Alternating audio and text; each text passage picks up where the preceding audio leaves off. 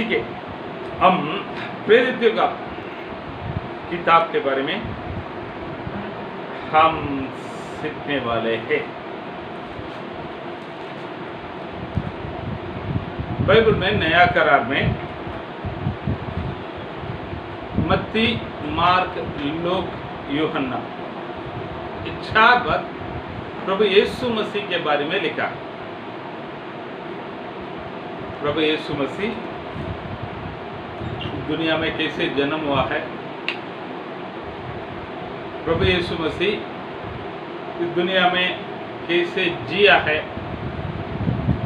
प्रभु यीशु मसीह इस जगत में कैसा सेवकाई किया है, प्रभु यीशु मसीह इस जगत में कैसे मरा है, प्रभु यीशु मसीह का पुनरुत्थान कैसे हुआ है, ये सारे बातों के बारे में हम ये चार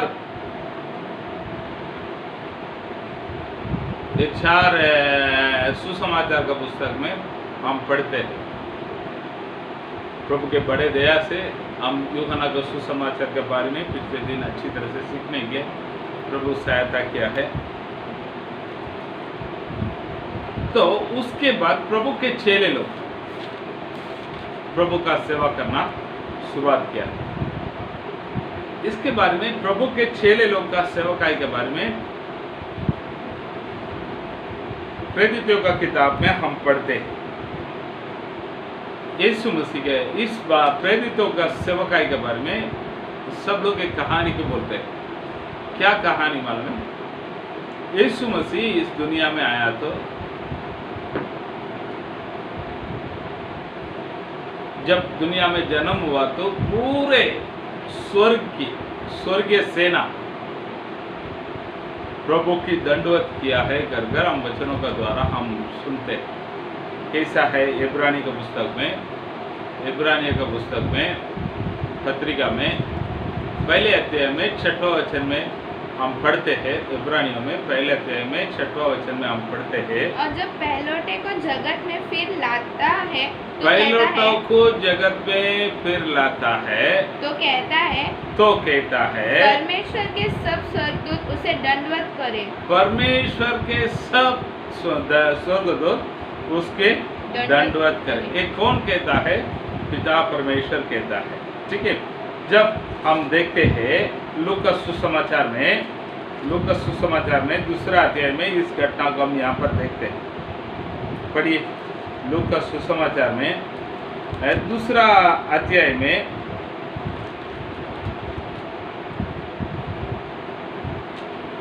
8वां वचन से हम पढ़ते हैं।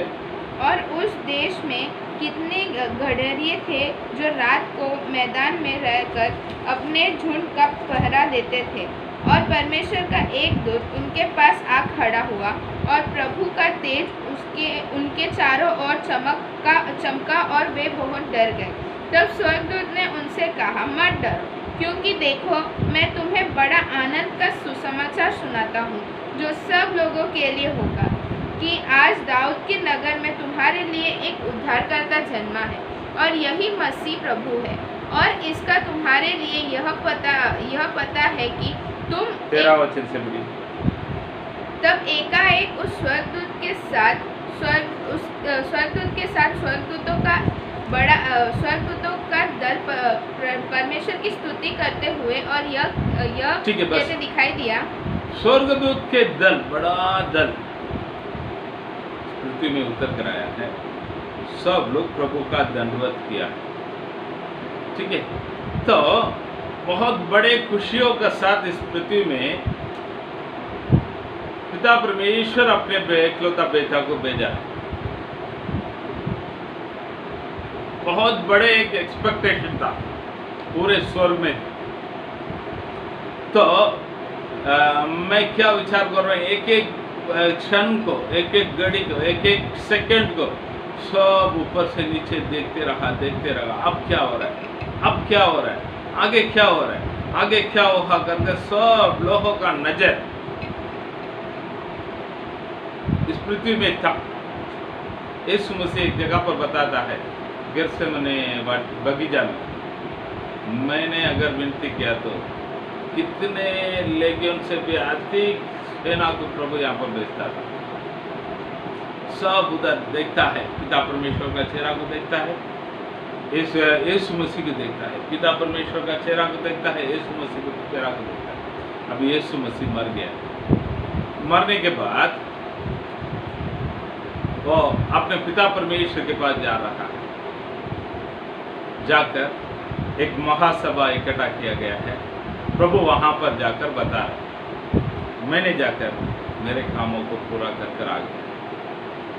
तब उधर से एक स्वर्गदूत खड़ा हुआ रहे, प्रभु आपने तो आपका कामों को कर कर आ गया, अब आपके इस जो कामों को पूरा दुनिया में, पूरा संसार में कौन लेके जाए?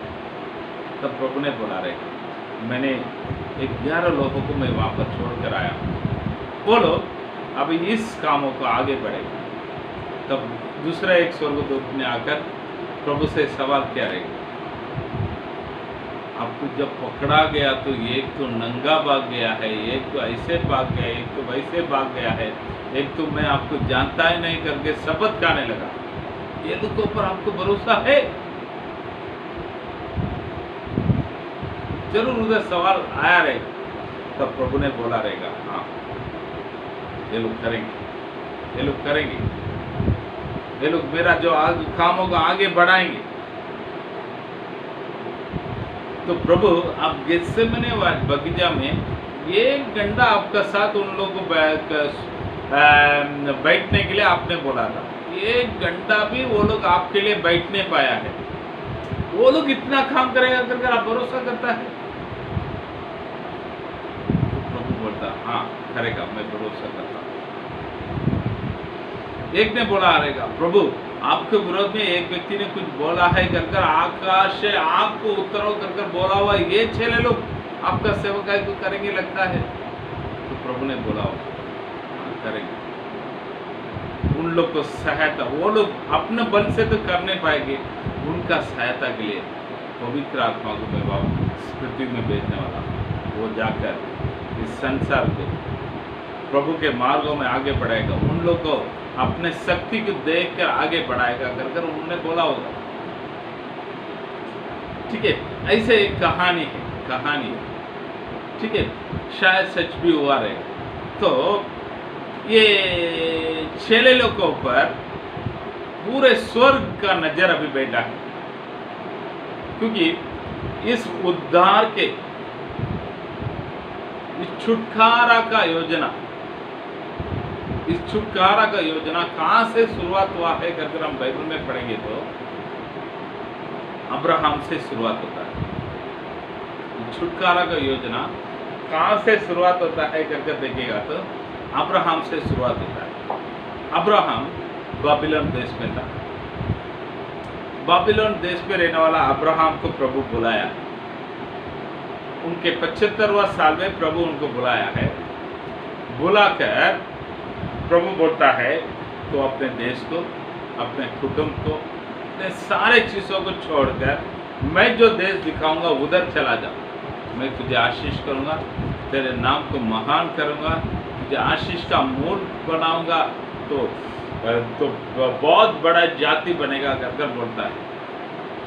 अब्राहम बहुत ही अच्छा एक धर्मी व्यक्ति है, प्रभु के ऊपर विश्वास करने वाला व्यक्ति। इस बातों को सुनकर उस मुसबतुनिया देश से वो निकल कर बाहर आया है।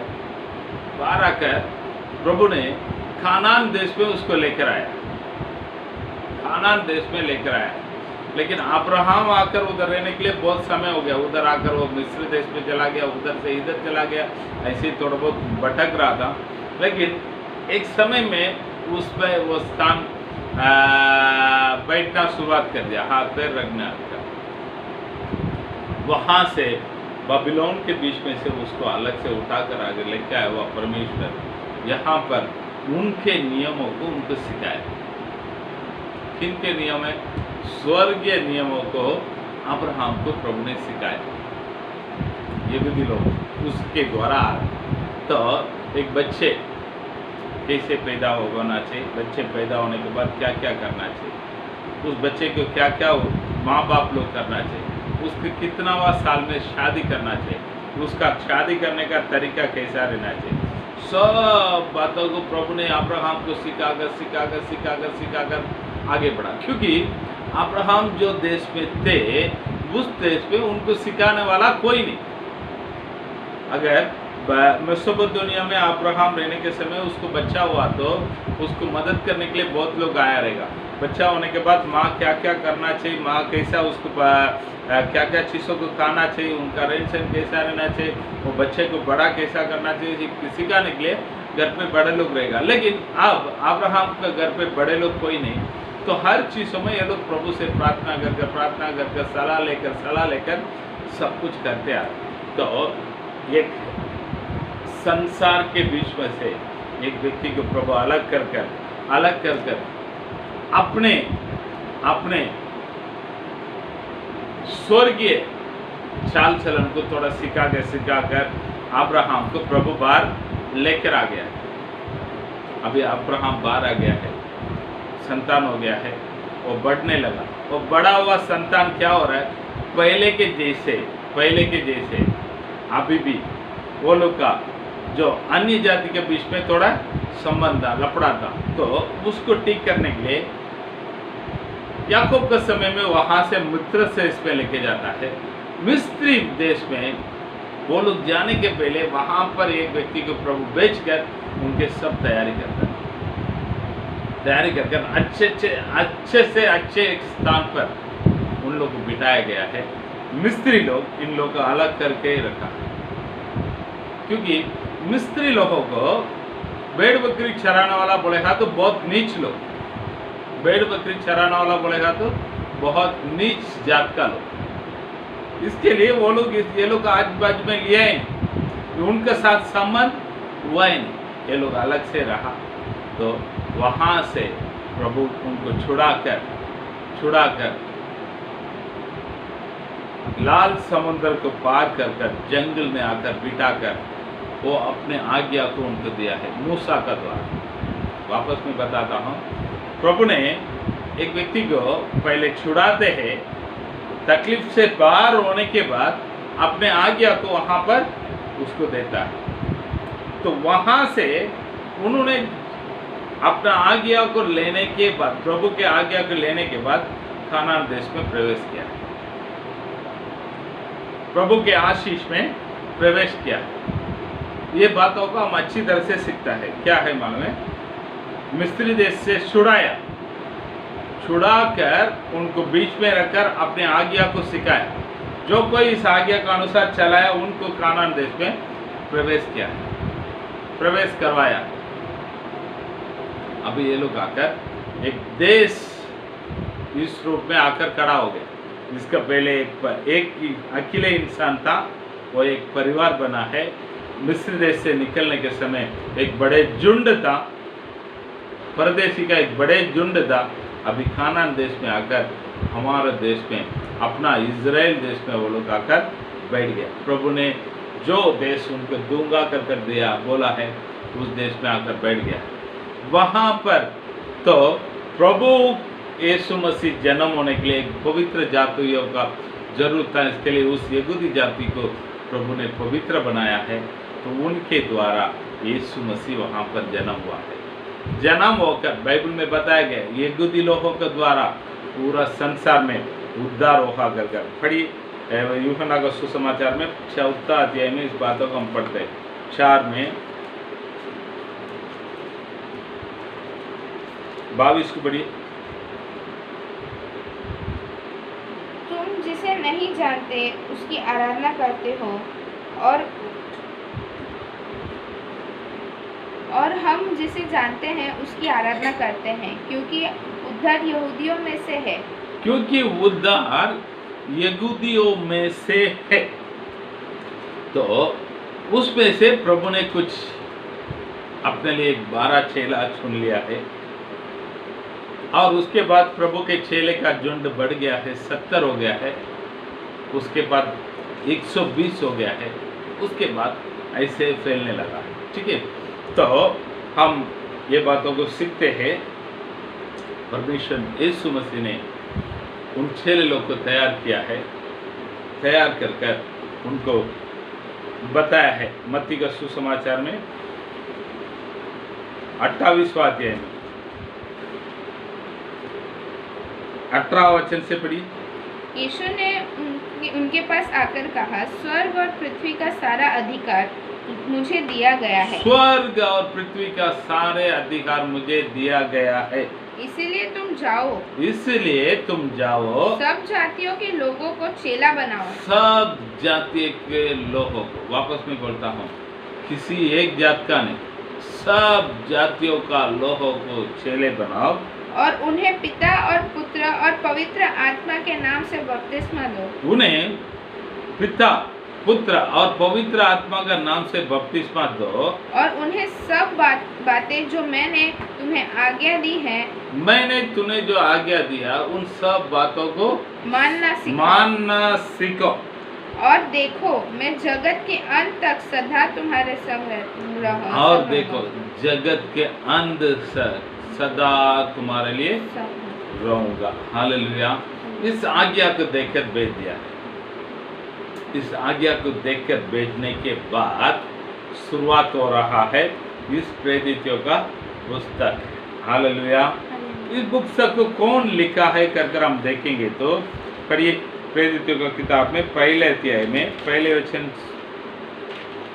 हे थियोफिलुस, मैंने पहला पुस्तक उन सब बातों के विषय में लिखा जो यीशु आरंभ से करता और सिखाता रहा, उस दिन तक जब तक वह उन प्रेरितों को जिन्हें उसने चुना था और पवित्र आत्मा के द्वारा आज्ञा देकर ऊपर उठाया न गया, उसने दुख उठाने के बाद बहुत से पक्के प्रमाणों से अपने आप को उन्हें जीवित दिखाया और 40 दिन तक वहाँ उन्हें दिखाई देता रहा और परमेश्वर के राज भी।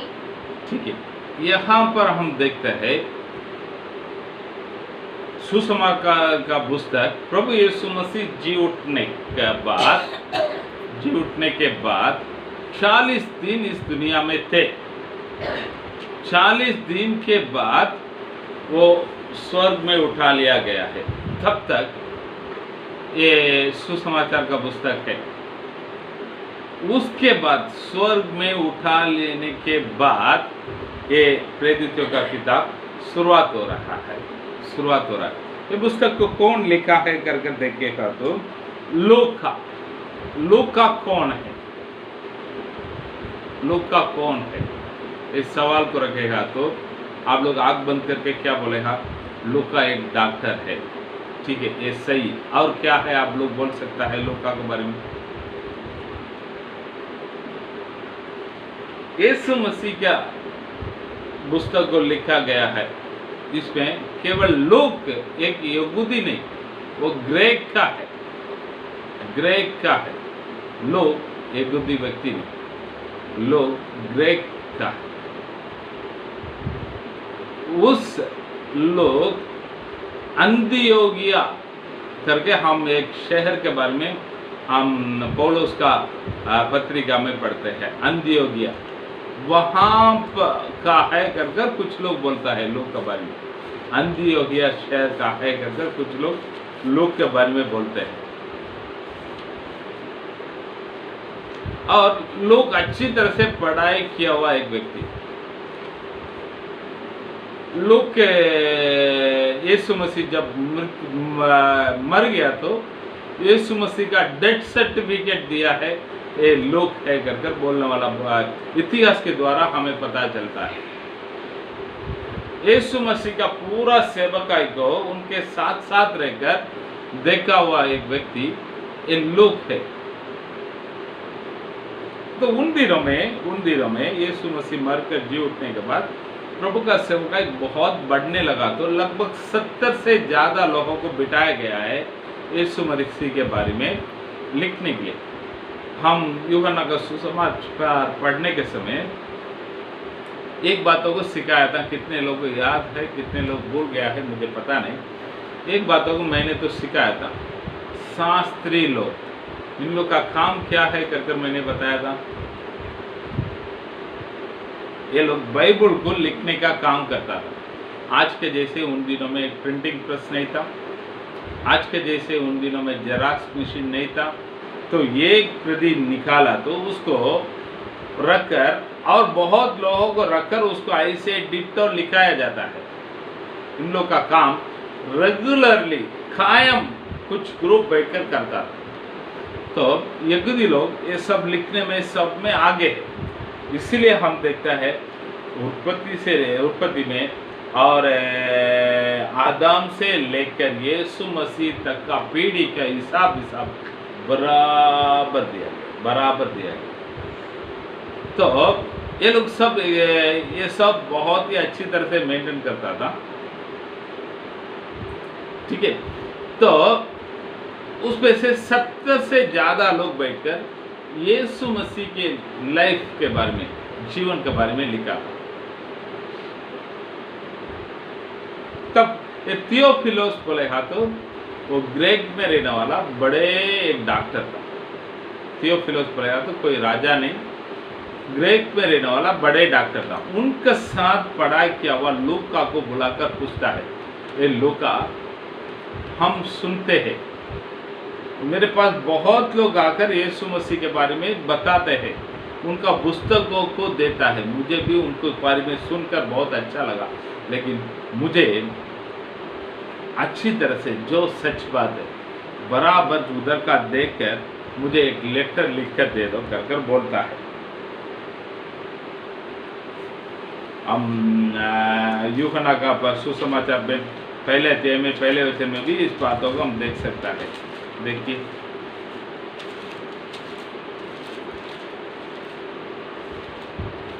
आदि में वचन था। यूहन्ना ने लूका का सुसमाचार में पहले अध्याय में पहले और दूसरे वचन। बहुतों ने उन बातों का जो हमारे बीच में, पहले अध्याय में पहले वचन दूसरा वचन। बहुतों ने उन बातों का जो हमारे बीच में बीती है इतिहास लिखने में हाथ लाया है, जैसे कि उन्होंने जो पहले ही से इन बातों के देखने वाले और वचन के सेवक थे हम तक पहुंचाया। इसलिए हे श्रीमान थियोफिलोस, मुझे भी यह उचित मालूम हुआ कि उन सब बातों का स्मरण हाल आरंभ से ठीक जांच करके उन्हें तेरे लिए क्रमानुसार लिखूं, ताकि तू यह जान ले कि वे बातें जिनकी तूने साक्षी पाई है कैसी अटल है। ठीक है, तो इस थियोफिलोस के लिए लूक अपने पहले बुक लिखा है, सुसमाचार का बुक है यीशु मसीह के बारे में। अपने दूसरे बुक लिखा है, क्या है करके देखेगा तो इस प्रेरितों का किताब। उसके बाद पौलोस जहां गया है वहां पर पौलोस के साथ मिलकर गया है। पौलोस का बहुत सारे पुस्तक को इस लोक ने लिखा है करके इतिहास के द्वारा हम समझ में आता है। इस बाइबल में पौलोस इस लूक को देने वाला एक अच्छा पद क्या है मालूम है? आइए कोलोसियों की किताब में 4 अध्याय में 4 में 14वां वचन, कोलोसियों की पुस्तक में 4 में 14वां वचन 14। प्रिय वैद्य लूक और देमास का तुम्हें नमस्कार। ठीक है, तो प्रिय वैद्य है, उसको एकदम बिलवर्ड डॉक्टर, प्रिय वैद्य। ठीक है, तो लोग पौलुस के साथ बहुत सारे सेवकाई को किया हुआ एक व्यक्ति है, और लोग बुद्धिमान है, बहुत अच्छा पढ़ाई किया हुआ व्यक्ति है। लोग एक डॉक्टर है, ठीक है। तो उस डॉक्टर ने क्या लिखा है, क्या लिखा नहीं करके इन दिनों में हम सुनने के लिए जा रहा है।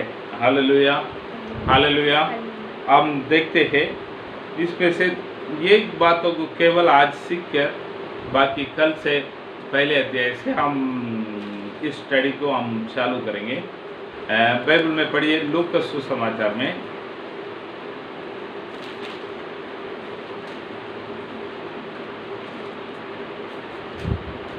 उसका लास्ट अध्याय में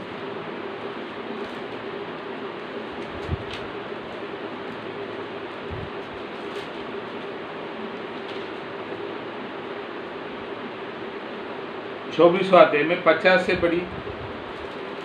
तब वह उन्हें बैतानिया तक बाहर ले गया और अपने हाथ उठाकर उन्हें आशीष दी, और उन्हें आशीष देते हुए वह उनसे अलग हो गया और स्वर्ग पर उठा लिया गया। तब वे उसको दंडवत करके बड़े आनंद से यरूशलेम को लौट गए, और वे लगातार मंदिर में उपस्थित होकर परमेश्वर की स्तुति किया करते थे। ठीक है, कहाँ तक उसको लेके गया है कर बाइबल बताता है, बेथानिया तक लेके गया है।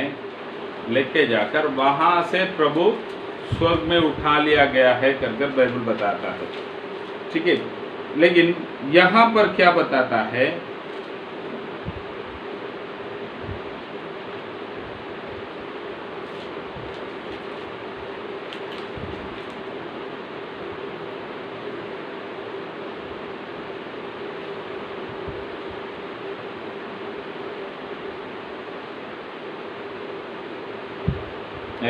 प्रेरितों का काम में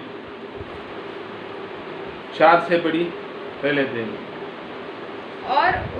और उससे मिलकर उन्हें आज्ञा दी, यरूशलेम को न छोड़ो, परंतु पिता की उस प्रतिज्ञा के पूरे होने की बाट जोते रहो जिसकी चर्चा तुम मुझसे सुन चुके हो। क्योंकि यूहन्ना ने तो पानी से बपतिस्मा दिया है, परंतु थोड़े दिनों के बाद तुम पवित्र आत्मा से बपतिस्मा पाओगे।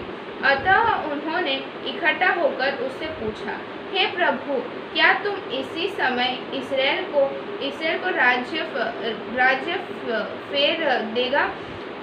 उसने उनसे कहा, उन समयों या कालों को जानना जिसके पिता ने अपनी ही अधिकार में रखा है तुम्हारा काम नहीं, परंतु जब पवित्र आत्मा तुम पर आएगा तब तुम सामर्थ पाओगे, और यरूशलेम और सारे यहूदिया और समारिया में और पृथ्वी की छोर तक मेरी गवाही होगे। यह कहकर वह उनके देखते देखते ऊपर उठा लिया गया, और बादल ने उसे अब उनकी आंखों से छिपा लिया। उसके जाते समय जब वे आकाश की ओर ताक रहे थे, तो देखो 2 पुरुष श्वेत वस्त्र पहने हुए उनके पास आ खड़े हुए और उनसे कहा, हे गलीली पुरुषों, तुम क्यों खड़े आकाश की ओर देख रहे हो? यही यीशु जो तुम्हारे पास से स्वर्ग पर उठा लिया गया है, जिस रीति से तुमने उसे स्वर्ग को जाते देखा है, उसी रीति से वह फिर आएगा। ठीक है, 13 वचन। तब वे जैतून नामक पहाड़ से, जो यरूशलेम के निकट एक सबत के दिन की दूरी पर है, यरूशलेम को लौटे। जब वे वहां पहुंचे तो ठीक है, तो प्रभु ने उसको क्या आज्ञा दिया है? यरूशलेम में जैतून पहाड़ में लेके गया है कर यहाँ पर बताता है। लूका सुसमाचार में बताता है बेथानिया तक। तो प्यारे लोग, यरूशलेम पहाड़ भी एक ही है, जैतून पहाड़ भी एक ही है, बेथानिया भी एक ही है। यरूशलेम से हम देखेंगे तो इसको जैतून पहाड़ बोलता है, यरीहो से देखेगा तो उसको बेथानिया बोलता है। इसमें आप लोग कोई भी कंफ्यूज मत हो जाइए। तो प्रभु ने बहुत 40 दिन बहुत ही स्वर्गीय बातों के बारे में उन लोग से बात किया है। बात करके उन लोग को एक आज्ञा दिया है। क्या आज्ञा दिया है? पवित्र आत्मा से तुम लोग बपतिस्मा पाओगे, तब तक यरूशलेम को छोड़कर ना जाना। बहुत लोग इन दिनों में इस वचनों को लगकर थोड़ा कंफ्यूज हो जाता है। क्या कंफ्यूज हो जाता है? पवित्र आत्मा को प्राप्त करना चाहिए तो इंतजार करना चाहिए, यरूशलेम में इंतजार करना चाहिए। यरूशलेम बोले हाँ तो क्या है? प्रभु का कलीसिया है।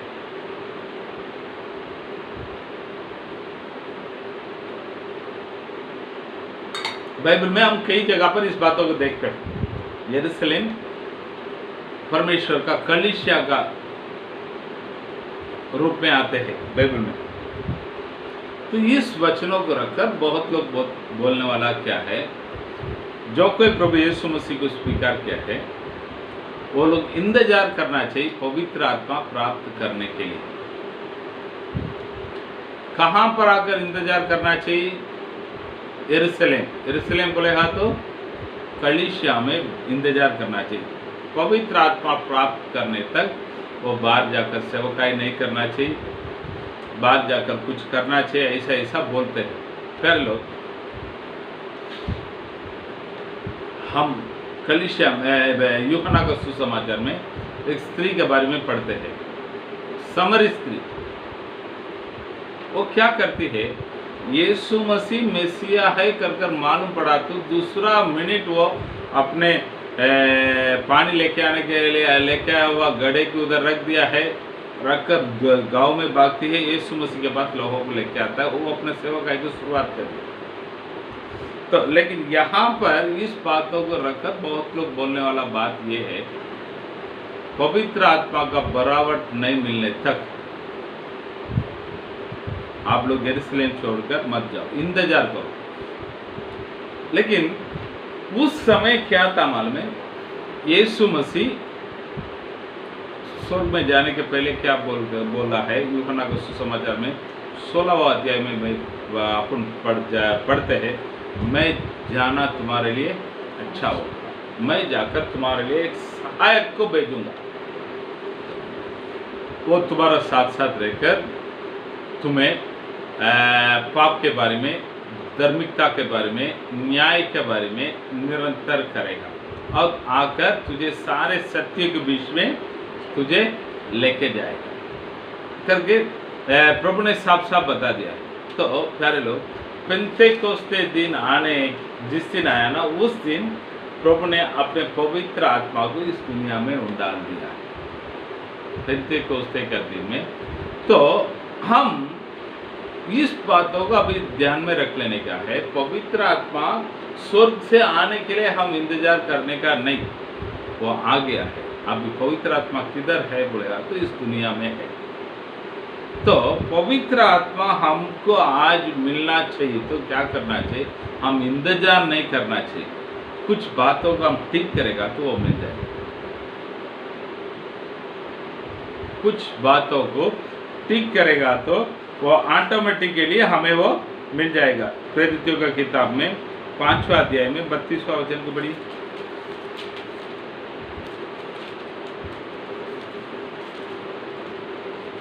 हम इन बातों के गवाह हैं और वैसे ही पवित्र आत्मा भी जिसे परमेश्वर ने उन्हें दिया है, जो उसकी आज्ञा मानते हैं। जो उसकी आज्ञा मानते हैं उसको परमेश्वर ने दिया है।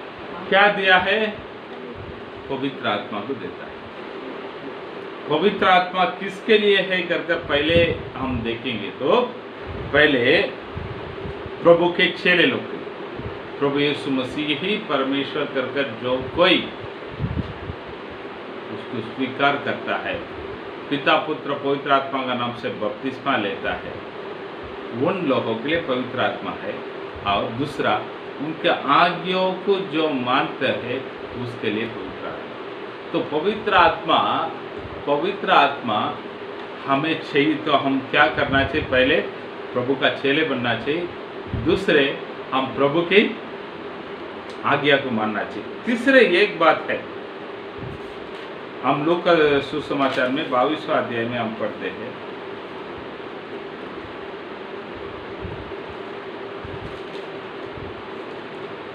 बाईस में 32वां वचन में पढ़िए। तब वे आपस में पूछताछ करने लगे कि हम में से कौन है 22 में 22 में 32। परंतु मैंने तेरे लिए विनती की कि तेरा विश्वास जाता न रहे, और जब तू फिरे तो अपने भाइयों को स्थिर करना। जब तू फिरे तो फिरना चाहिए पूरी तरीका से, एक समर्पण, पूरी तरीका से विश्वास, पूरी तरीका से आज्ञा पालन। ये 3 चीज हमारे जीवन में रहेगा तो वो पवित्र आत्मा किधर भी कैसे भी मिले। Pastor D.L. मोडी के बारे में एक बातों को सुना था। उन दिनों में एक उनका नाम मैं भूल गया, वो सैल्वेशन आर्मी कलीसिया का फाउंडर, उनके बारे में नाम भूल गया है। उन्होंने एक बाइबल कॉलेज पढ़ने के समय D.L. मोडी, उन्होंने आकर उधर वचन दिया है। उसका वचन भी उन्होंने सुना तो बहुत उत्साहित हो गया है। तो उनसे इंटरेक्शन का समय दिया गया था, तब बोला था आप इतना अच्छा वचन देता है, आप कैसा देता है। तो उन्होंने बताया है पवित्र आत्मा से मैं बड़ा हूँ, पवित्र आत्मा मेरे अंदर से बात करता है तो मैं इतना अच्छा वचन दे पा रहा हूँ। अगर मैं मेरे बल से मैं ये देने का रहेगा तो मेरे से नहीं होगा। तो इन्होंने प्रार्थना करने लगा, प्रभु मैं भी D.L. मोडी के जैसे प्रभु का प्रवचन करना चाहिए, तो उस पवित्र आत्मा का जरूरत है, आप उसको दे दो। तो उन्होंने बहुत समय तक प्रार्थना किया है, उस बराबर उसको मिला ही नहीं। एक दिन प्रार्थना करने के समय प्रभु ने उनको इस बातों को बताया, D.L. मोडी के जैसे प्रवचन करने के लिए पवित्र आत्मा है ये नहीं, मैं प्रभु से बढ़कर प्रभु के इच्छे के अनुसार सेवकाई करने के लिए पवित्र आत्मा मिलना चाहिए करके सोचकर उस दिन ऐसे प्रार्थना किया। तो पवित्र आत्मा उनको पवित्र आत्मा से वो बड़ा है। बढ़ने के बाद वो अपना सेवकाई की शुरुआत किया है। आज पूरे विश्व में सैल्वेशन आर्मी करके इस सेवकाई चल रहा है। तो प्यारे लोग, इन बातों का मन में रख लेने का है।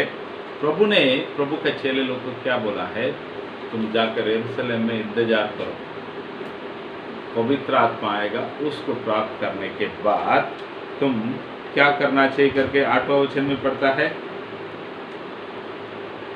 पहले अध्याय में 8वां वचन, परंतु जो पवित्र आत्मा तुम पर आएगा, पवित्र आत्मा तुम पर आएगा, तब तुम सामर्थ पाओगे, तब तो सामर्थ पाओगे, और यरूशलेम और सारे यहूदिया और समारिया और पृथ्वी की छोर तक। यरूशलेम बोलेगा तो हमारे कलीसिया, नहीं तो हमारे घर। समारिया बोलेगा तो आजू बाजू का रहने वाला जगह। यहूदिया बोलेगा तो हमारे पंचायत, नहीं तो हमारा राज्य है। सारे पृथ्वी के सारे छोर, सब जगह पर प्रभु का गवाही बने। तो ये लोग सब आकर किधर बैठने लगा है, यरूशलेम में एक गर्भमाला में बैठा है।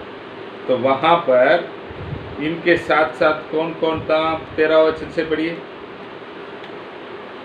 जब वे वहां पहुंचे तो उस अटारी पर गए जहां पतरस और यूहन्ना और याकूब और अंद्रियास और फिलिपुस और थोमा और बरतुलमै और मत्ती और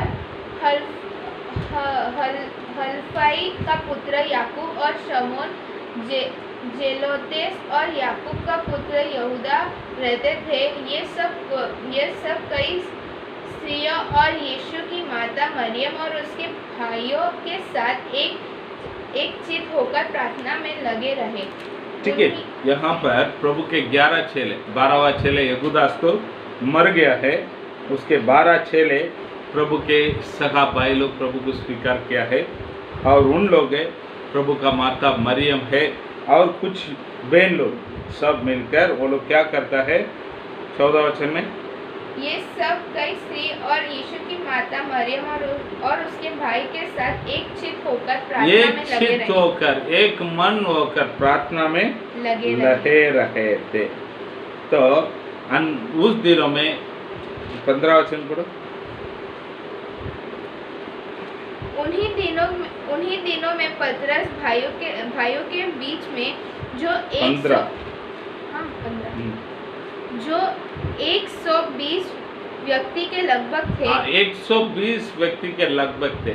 ख- तो वो लोग सब प्रार्थना में लहे रहे, पवित्र आत्मा को भेज दो। उन लोग को पता नहीं पेंतेकोस्ते के दिन में पवित्र आत्मा आएगा नहीं करके, लेकिन उनकी इस बात मालूम है पवित्र आत्मा को प्रभु भेजेगा। उस पवित्र आत्मा योवेल के दिन में बताया गया हुआ वचनों का अनुसार, भविष्यवाणी के अनुसार उस पवित्र आत्मा आएगा कर ये लोग इंतजार में थे। तो पौलुस पत्रुस उसके बीच में खड़ा होकर प्रार्थना करता है। भाई हम 12 लोग थे, 12 लोग, उसमें से हमारा एक व्यक्ति शैतान हो गया, प्रभु यीशु मसीह को पकड़ कर दे दिया है, उसके कारण वो मर भी गया। तो हमारे में एक कमियापन है, उस एक कमियापन को ठीक करना चाहिए। तो प्यारे लोग, हम इस 12 करके बढ़ाते 1 डजन बराबर। यहूदी लोगों का एक नियम रहता है, उन लोग का चेले लोग उनके साथ में हमेशा रहने के लिए हमेशा 12 लोगों को रखता है। यीशु मसीह के जीवन में भी देखता है। पहले हम एक प्रभु के दास के बारे में बाइबल में पढ़ता है, दाऊद। उनके बारे में इतिहास के द्वारा कुछ बातों को मैंने यूट्यूब में देखा था, मुझे अचंभित हुआ है। अब्दुल्लाम कुफा कर एक ये था, यूट्यूब प्रोग्राम था, उसमें एक प्रभु का दास उस अब्दुल्लाम कुफा के सामने जाकर वो कुफा कैसे है, उसका अंदर क्या क्या है, लोग किधर रहता है, दाऊद किधर रहा था, दाऊद का बाजू में इधर 12 लोग बैठने के जैसे, 12 लोग का आराम करने के लेटने के जैसे 12 जगह था। तो उस 12 जगह क्यों है करके उन्होंने बहुत सारे बातों को बताया है। सच में मुझे थोड़ा सोच में आया है, यीशु मसीह 12 चेले रखा बोले हाँ तो क्यों रखा है कर कभी कभी सोचा हुआ था। उन्होंने क्या बताया था मालूम है, यहूदी लोग में एक नियम रहता है, कुछ बड़े लोग अपने लिए हमेशा उनका साथ रहने के लिए एक 12 लोगों का हमारा साथ ही रखता है। दाऊद हमेशा उनके पीछे एक 12 लोगों को रखता, हरदम वो 12 लोग दाऊद के साथ साथ रहता। तो वैसे ही प्रभु भी इधर 12 चेले लोग का अपने साथ रखा था। ठीक है, तो ये बाइबल में किधर है करके पूछेगा तो बाइबल में ये सब नहीं, इतिहास के कुछ यहूदी लोगों का बुक से हम पढ़ते हैं। अब्दुल्लाम कुफा का अंदर जाकर उन्होंने दिखाया तो उसमें भी थे। ठीक है, तो यीशु मसीह भी 12 चेले रखा है, उसमें से एक कमी पड़ गया। तो ये बात पत्रुस को मालूम रहेगा, 12 बोलेगा तो उनका फुल फिल्म एक पूरा है, उस पर एक कम है। हम क्या करेंगे, उस जगह पर प्रभु यीशु मसीह के साथ शुरुआत से रहने वाला एक व्यक्ति को हम अपॉइंट करेंगे करके 2 लोगों को नाम लिखकर उन लोग चिट्ठी डाल, दोनों वो कौन कौन है करके हम देखेंगे। तो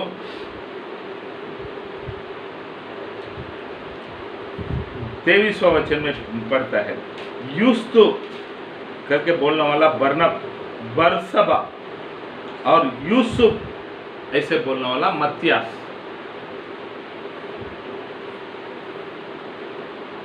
यूस्त बोलने वाला बरसबा, यूसुफ बोलने वाला मत्तियास। ठीक है, इन दोनों का नाम लिखकर एक चिट्ठी डालता है।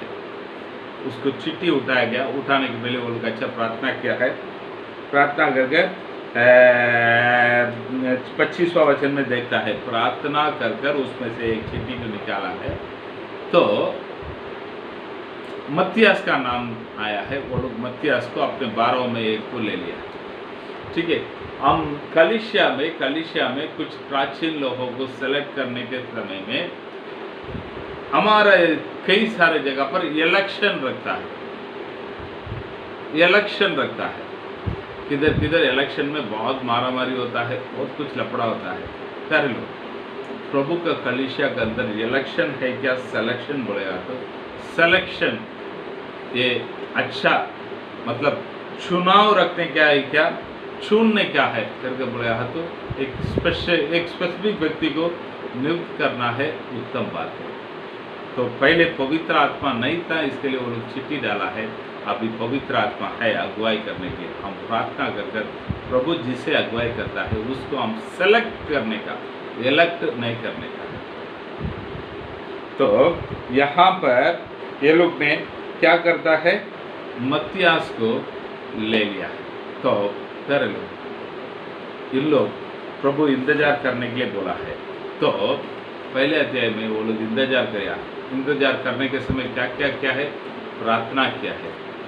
ये चित्त होकर एक जगह पर इकट्ठा हुआ था और उनके बीच में रहने वाला कमियापन को दूर किया।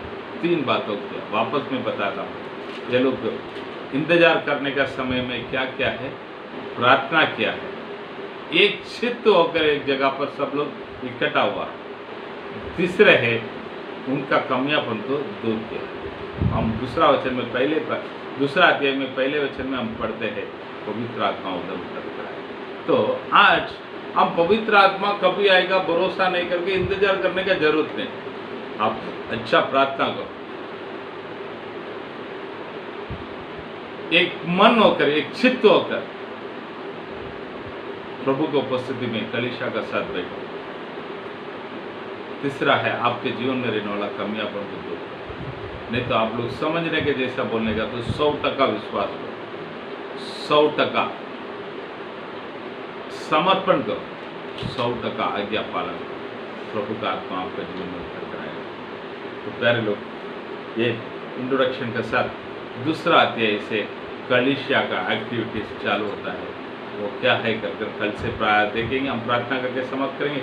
सर्वशक्तिमान महान परमेश्वर, आपको धन्यवाद करता हूँ दिया हुआ सुंदर वचन के लिए धन्यवाद करता हूँ प्रभु जी।